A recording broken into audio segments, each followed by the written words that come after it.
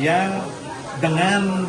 kerja keras, dengan sebuah proses perjuangan yang sangat berat, berusaha menghadirkan bagaimana pimpinan. Jadi bersama wakil ketua, hari ini hadir komplit nih, ketua dan wakil ketua, ada 3 wakil ketua, hadir ke Kabupaten Bangli untuk melihat secara real, secara nyata, tentang permasalahan-permasalahan yang ada di Kabupaten Bangli, yaitu pertama terkait dengan online single submission atau OSS yang kecenderungannya tidak menyerap aspirasi daerah atau tidak melibatkan daerah, sehingga terkesan sangat sentralistik, bukan kolaboratif antara pusat dan daerah. Ini penting untuk dibahas dan diselesaikan, sehingga ke depan jangan sampai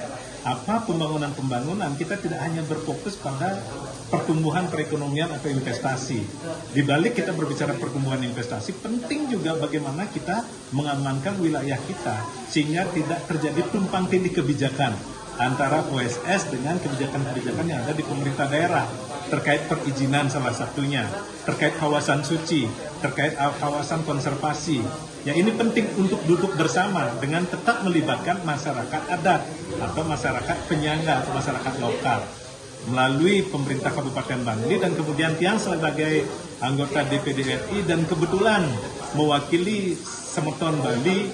di DPD RI ada di Panitia Perancang Undang-Undang untuk membisiki bagaimana Panitia Perancang Undang-Undang menjadikan temuan usulan kami di Kabupaten Bangli sebagai usulan prioritas untuk menjadi satu amandemen dalam undang-undang.